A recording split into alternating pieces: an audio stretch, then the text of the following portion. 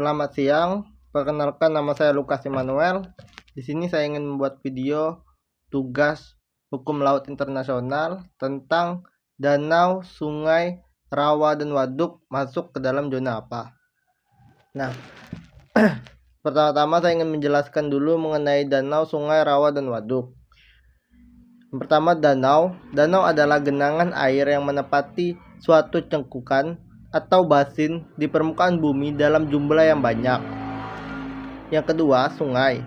Sungai adalah aliran air permukaan yang berbentuk panjang dan mengalir secara terus-menerus dari hulur ke hilir.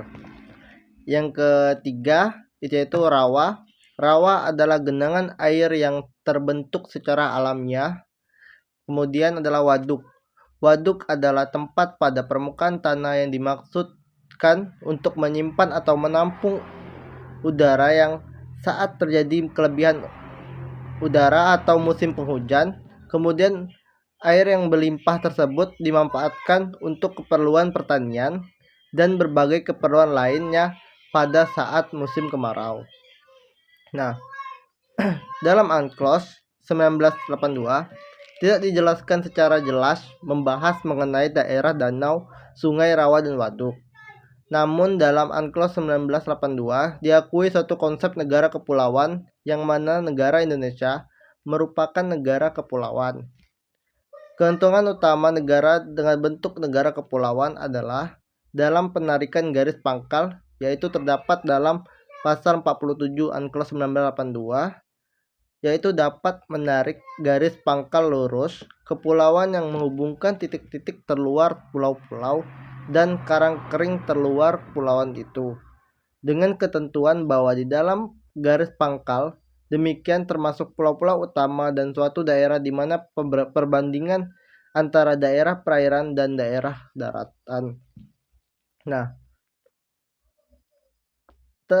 penetapan garis pangkal kepulauan yang penting bagi sebagai batu pijakan penarikan zona maritim, di mana zona maritim tersebut terdiri dari internal water atau perairan pedalaman, territorial sea atau laut teritorial, contiguous zona atau zona tambahan, eksklusif ekonomi zona atau zona ekonomi eksklusif, dan kontinen self landasan kontinen, dan archipelagic waters atau perairan kepulauan yang hanya dimiliki oleh negara kepulauan.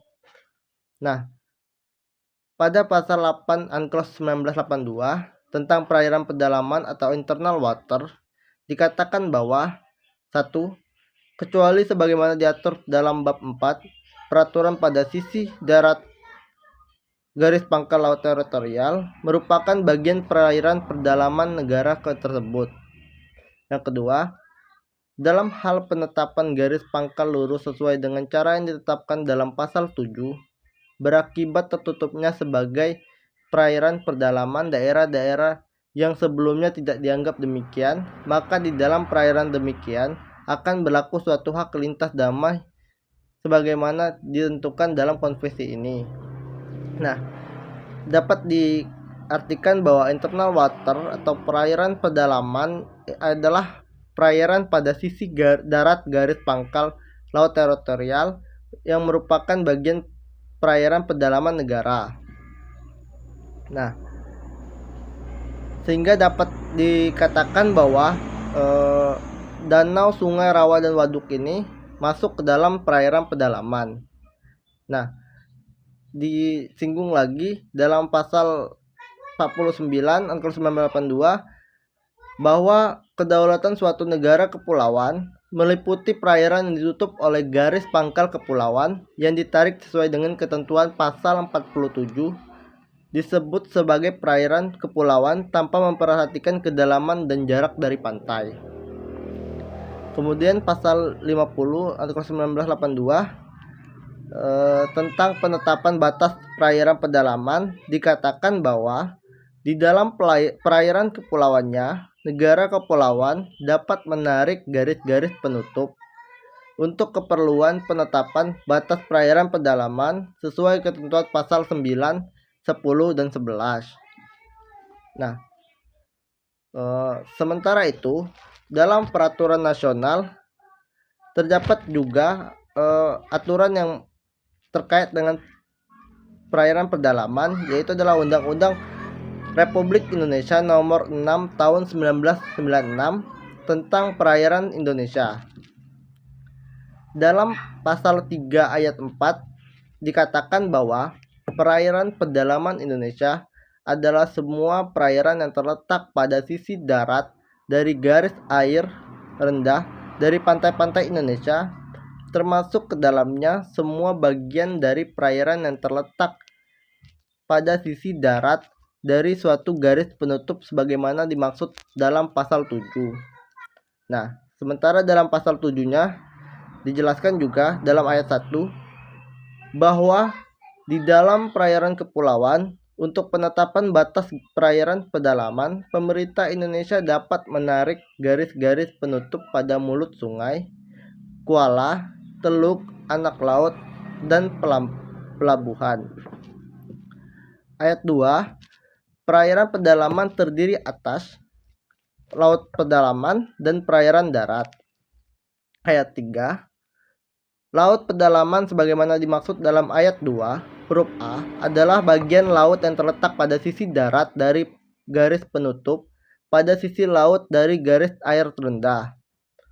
Sehingga jika dijabarkan lagi dapat dikatakan bahwa segala perairan di sekitar, di antara dan yang menghubungkan pulau-pulau yang termasuk negara Indonesia dengan tidak memandang luas dan lebarnya adalah bagian-bagian yang wajar daripada wilayah daratan negara Indonesia, dan dengan demikian bagian daripada perairan pedalaman dan nasional yang berada di bawah kedaulatan mutlak negara Indonesia.